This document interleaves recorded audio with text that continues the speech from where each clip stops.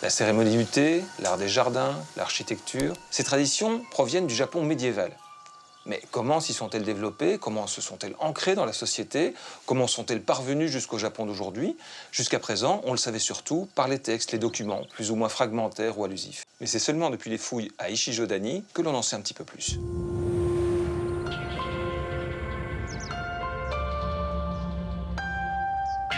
À Ichijodani, les archéologues sont en train de mettre au jour et de restituer le fief du seigneur Asakura, une ville de 10 000 habitants à la fin du Moyen-Âge japonais, au XVIe siècle.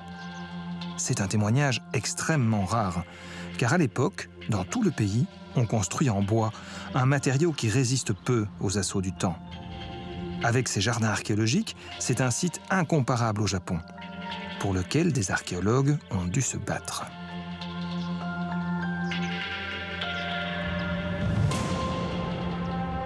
Dans les années 70, la vallée d'Ichijodani est recouverte par des rizières. De grands travaux agricoles sont programmés, mais des vestiges affleurent. Et des archéologues comprennent que se cache sous leurs pieds un site archéologique. Ils se mobilisent pour faire annuler les travaux et classer la zone. Débute alors une fouille d'une ampleur inégalée au Japon.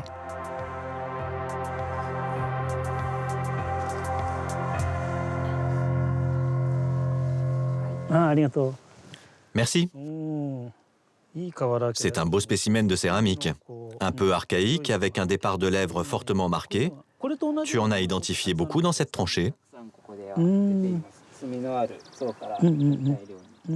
Ono Masatoshi fait partie de ceux qui ont sauvé Ichijodani. C'est certainement l'archéologue le plus célèbre du pays. Ici, on l'appelle Ono-san. Bonjour. Bonjour. Bonjour, comment ça va? Alors dites-moi, certains appellent Ichijodani la Pompéi du Japon. Est-ce que c'est une métaphore qui vous paraît pertinente? Oui, il me semble en effet que la comparaison n'est pas mauvaise. Pompéi a été détruite et s'est retrouvée piégée sous la cendre volcanique après une éruption. Ici, même si elle ne date pas du tout de la même époque, la ville a été intégralement incendiée en 1573 et puis elle a été abandonnée et recouverte par les rizières et les champs. Pendant 400 ans, la ville est restée ainsi cachée sous terre. Si on considère que Pompéi est une sorte de capsule temporelle, Ichijodani à sa manière aussi est une capsule temporelle du Japon du XVIe siècle. Le premier édifice qu'Ono-san a mis au jour est le palais des seigneurs Asakura.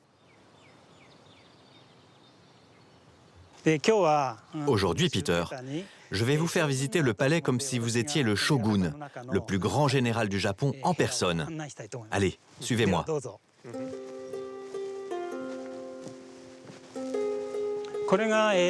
Voici donc l'entrée officielle du palais.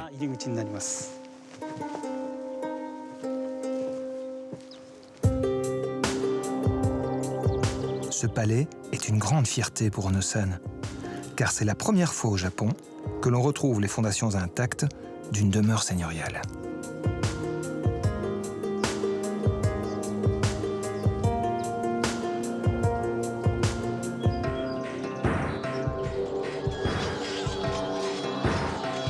À la fin du XVIe siècle, le Japon connaît en effet une grande période de troubles.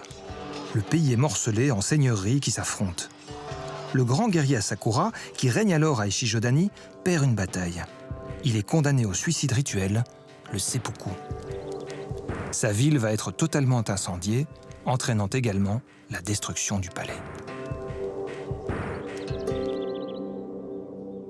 Ah, ici, les vestiges sont vraiment bien arasés. Est-ce qu'on a une idée de l'aspect originel qu'offraient les structures? Regardez, toutes les pierres que vous voyez alignées au sol soutenaient des poteaux en bois.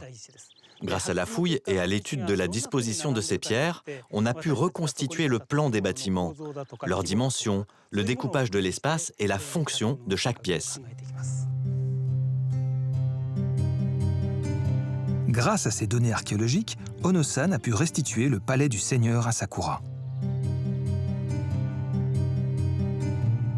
Il a comparé ces données archéologiques avec un document iconographique précieux. Ce paravent du XVIe siècle est une pièce extrêmement rare. Il représente la capitale, Kyoto, à l'époque des seigneurs. En comparant la représentation de ce palais et les emprises au sol qu'il a mises au jour, il a pu proposer une restitution. Jusque-là, les archéologues pensaient que les seigneurs de province vivaient à l'écart, retranchés dans des bastions au confort rustique. À Ishijodani, ils découvrent qu'ils résidaient en réalité dans de grands palais, situés au cœur de la ville et composés d'une dizaine de vastes bâtiments à l'architecture de bois.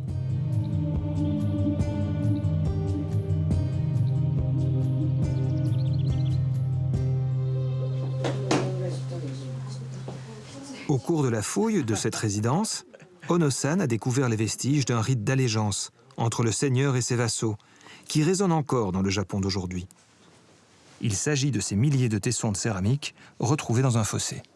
C'est une céramique assez banale, cuite sans précaution. Quel intérêt est-ce qu'elle offre pour vos fouilles? Eh bien, cette céramique, que nous appelons kawarake, est une poterie sans glaçure, tout ce qu'il y a de plus simple. C'est même la poterie la moins chère qui existait au Moyen-Âge. On estime que les fossés du palais contiennent plus d'une tonne de ces tessons. Et on a une idée du genre de rituel qui a pu produire une tonne de tessons de la même poterie? Oui, cette poterie était utilisée pendant le rite au cours duquel étaient noués les liens de fidélité et de soumission entre un seigneur et ses hommes dans le Japon médiéval. Regardez. C'est comme cela que le seigneur et son vassal échangent une coupe de saké. Je vous en prie. Merci. Et voilà, en vertu de ce rite très important, vous êtes désormais mon vassal. Alors dites-moi, mon suzerain, comment se fait-il que ce soit une céramique aussi banale qui soit utilisée dans un rituel impliquant des gens aussi importants? C'est une bonne question. Eh bien, pour signifier la pureté de la relation, il fallait que cette vaisselle ne serve qu'une seule fois. On utilisait donc de la vaisselle jetable de moindre qualité. Alors aujourd'hui au Japon, on boit beaucoup de saké, évidemment, mais est-ce que cette dimension rituelle du kawarake, elle a traversé les âges aussi?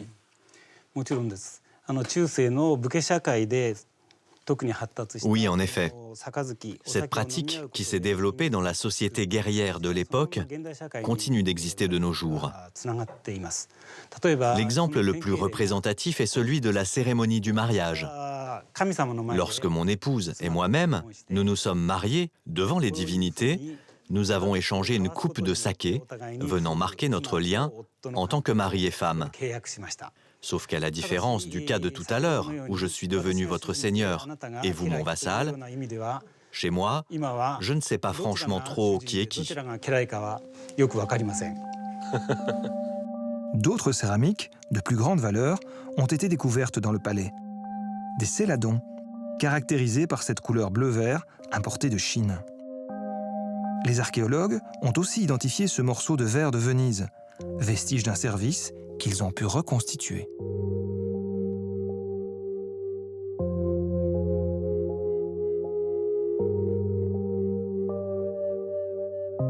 Ce document, conservé au musée de Sakura, a ensuite été essentiel pour leur enquête.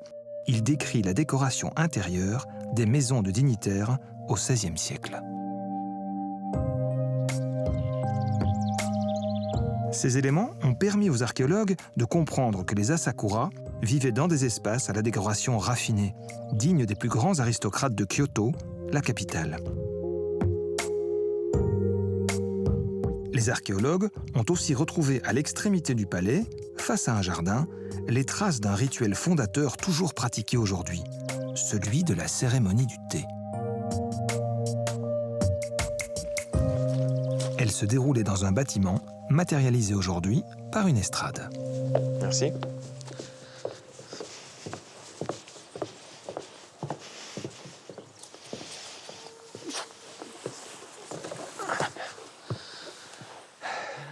Alors, Ono-san, on est ici dans le pavillon du thé. Mais comment est-ce qu'on peut savoir une chose pareille? Eh bien, c'est selon moi l'une des découvertes les plus importantes que nous avons faites dans ce palais. Ce qui nous permet de dire qu'il s'agissait d'un pavillon à thé, c'est d'une part la découverte de vaisselle utilisée lors de la cérémonie du thé, au fond du puits, juste à côté.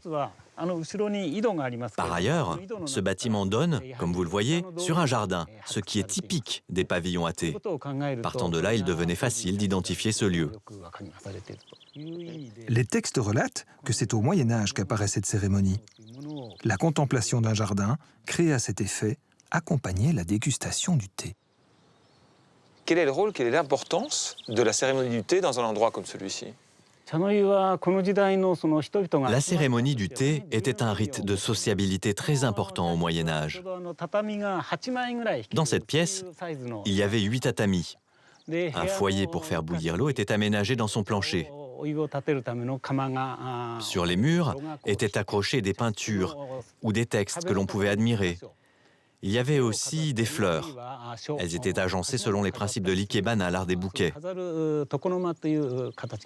C'est dans ce décor, en face de ce jardin conçu à cet effet, que l'on buvait son thé. Et l'on faisait tout cela en discutant avec son invité.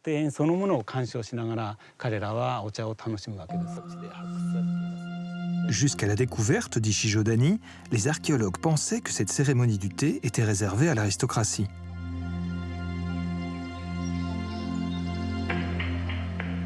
En fouillant les quartiers populaires de la ville, Ono-san a démontré que ce rituel, aujourd'hui pratiqué par toutes les classes de la société, s'était popularisé dès son invention au Moyen Âge.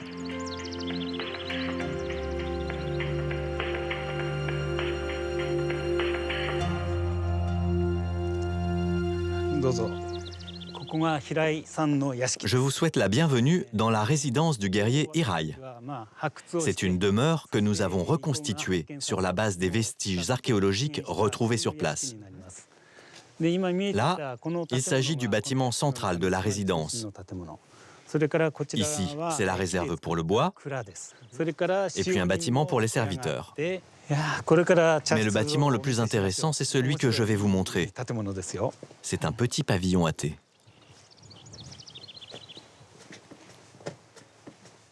Lorsque nous avons trouvé ce pavillon lors des fouilles, nous en étions tout retournés. Parce que la découverte de ce second pavillon à thé ici, en ville, dans la résidence d'un simple guerrier, qui n'était donc pas un aristocrate, était très inattendue.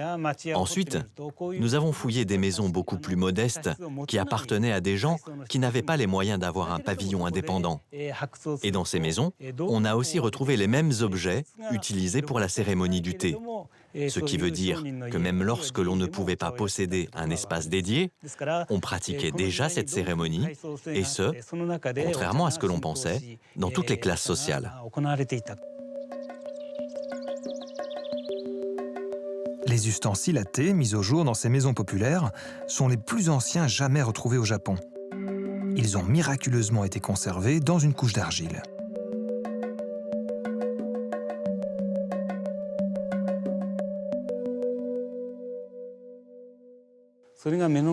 Regardez ces deux objets en bambou devant vous. Voici le fouet avec lequel on bat la poudre de thé dans l'eau pour le faire monter. L'autre, c'est la petite cuillère qui sert à verser la poudre de thé de son récipient dans le bol. Vous remarquerez que le fouet est identique à celui que nous utilisons toujours aujourd'hui et qu'il est d'une exécution très fine. La cérémonie du thé existe toujours dans le Japon d'aujourd'hui. Est-ce qu'on peut parler d'une continuité? Oui, en effet. Ce que l'on peut désormais dire avec certitude, et ceci grâce à cette fouille, c'est que les ustensiles et la vaisselle, de même que les espaces dédiés au thé découverts à Ichijodani, sont à l'origine d'une très longue histoire qui, au fil de transformation, se perpétue jusqu'à nos jours. À proximité des pavillons, les archéologues ont mis au jour les vestiges des fameux jardins à thé. Une découverte inédite.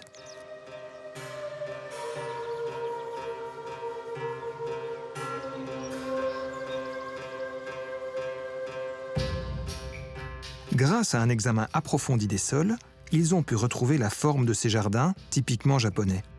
En étudiant l'iconographie et les textes de l'époque, ils ont pu déterminer et replanter la flore d'origine. Il a ensuite fallu attendre que la végétation pousse. 10 ans plus tard, le résultat de cette restauration est saisissant.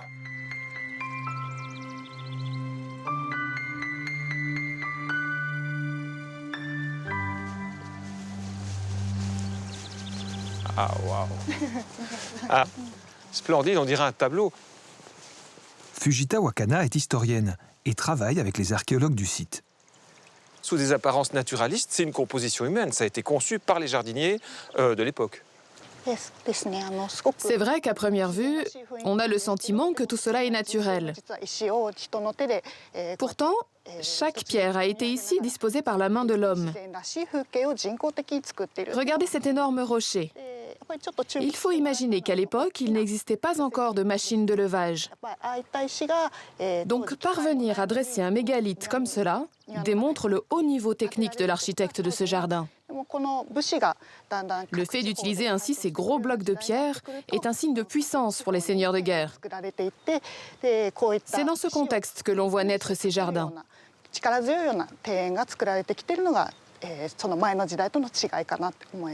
Est-ce que la façon de faire les jardins japonais est toujours la même aujourd'hui? Grâce à ce jardin, qui est révélé par une fouille archéologique, on peut comprendre ce qu'étaient les techniques et les sensibilités de l'époque.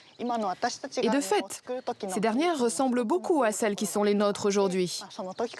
Nous avons toujours des jardins à thé et nous avons désormais la preuve qu'ils nous ont été transmis depuis le XVIe siècle. Avec nos yeux modernes, nous trouvons ces jardins médiévaux magnifiques. Il semble que nous partageons avec les gens de l'ancien temps un sens esthétique très proche.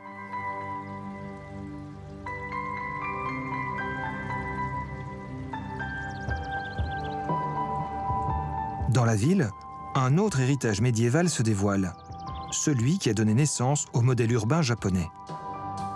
Pour comprendre et restituer celui d'Ichijodani, Ono-san et son équipe se sont appuyés sur une autre fouille, réalisée non loin de là, à Eisenji, une autre cité du Moyen-Âge.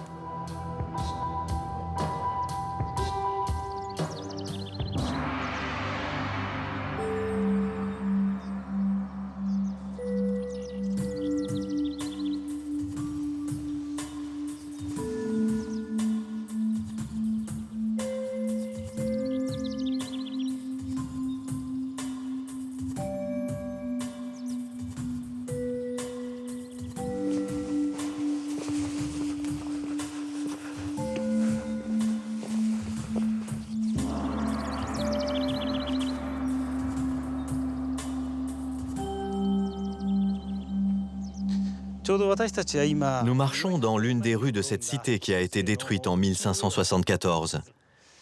Comme vous le voyez, c'est une rue pavée, bordée par les résidences des moines de ce complexe religieux et encerclée de leurs murs de pierre. Il y avait ici l'entrée d'une de ces résidences.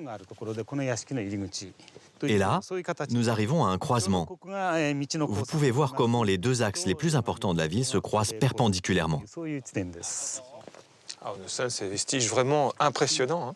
En quoi vous ont-ils aidé à mieux comprendre ce que vous avez vous-même découvert à Ichijodani? Eh bien, nous avons établi des ressemblances bien concrètes.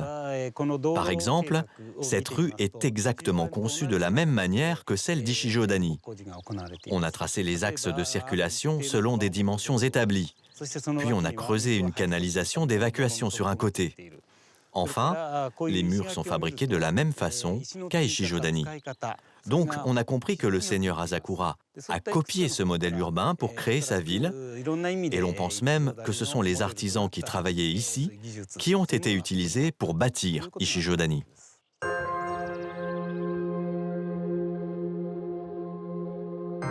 Les chercheurs ont découvert qu'en adoptant ce modèle, Ichijodani s'est déployé à l'intérieur de toute la vallée, avec des rues et des quartiers très structurés. Et surtout, une voirie parfaitement quadrillée. Les scientifiques appellent cela la ville sous le château, un modèle qui a, semble-t-il, durablement marqué le pays.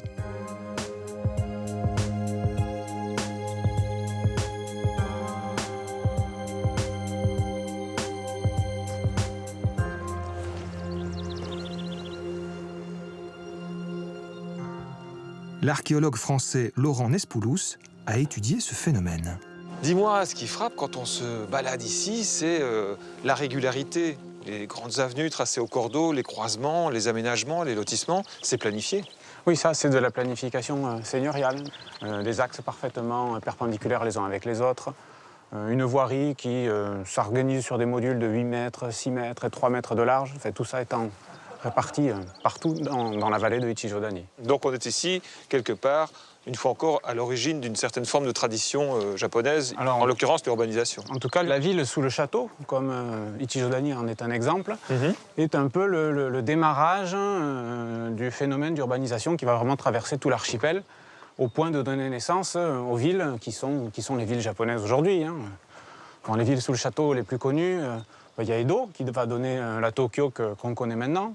Il y a Osaka, il y a Fukuoka, il y a Nagoya. Il y en a d'autres, évidemment, mais ça, ce sont les plus grosses, dont certaines deviennent des mégalopoles, carrément.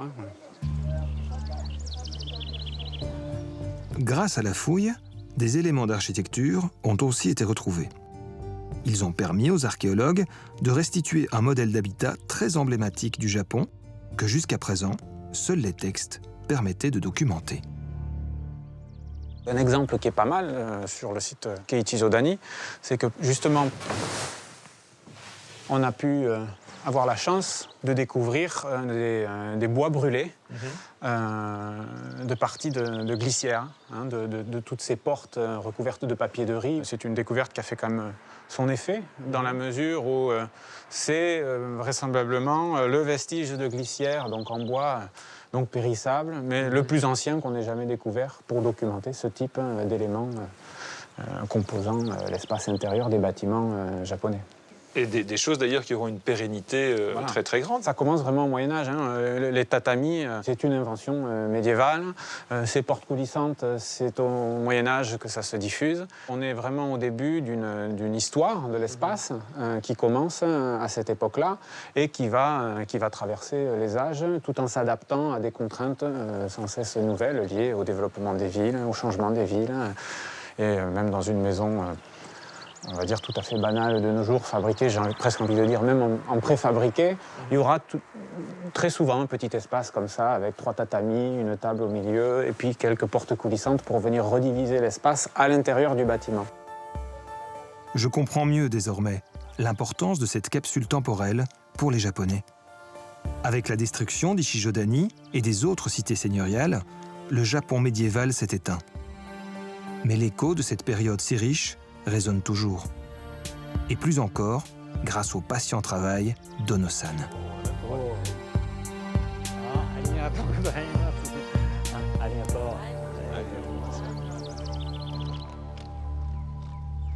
Ono-san, lorsque les fouilles ont débuté, vous avez ouvert cette capsule temporelle dont vous parliez, ça a dû être un moment extraordinaire. Oui, c'est vrai. Quand j'étais étudiant, j'ai surtout fouillé des sites préhistoriques d'époque paléolithique. Ichijodani a en fait été ma première expérience d'archéologie médiévale. Vous savez, quand on est habitué à fouiller des vestiges vieux de plusieurs dizaines de milliers d'années et que l'on passe au Moyen-Âge, eh bien croyez-moi, on est d'abord frappé par la masse des vestiges qui nous permettent de découvrir la vie quotidienne de ces hommes et de ces femmes. Il y a une véritable jubilation à pouvoir comme ça toucher des éléments qui nous rapprochent ainsi des gens de cette époque. Pourrait-on aller encore plus loin en disant que le Japon d'aujourd'hui trouve ses racines, ou du moins une partie, dans cette fin du Moyen-Âge ? Oui, jusqu'à présent, j'ai employé le terme de Moyen-Âge de façon un peu générale. Mais dans ce long Moyen-Âge, la période d'Ichijodani, le XVIe siècle, est un moment de grande transformation sur le plan du mode de vie, de la culture et des modalités d'organisation du pouvoir. La période d'Ichijodani est un moment historique charnière, puisque se mettent en place ces éléments qui constituent en partie ce que nous, les Japonais, sommes aujourd'hui. C'est en tout cas ce que je ressens profondément.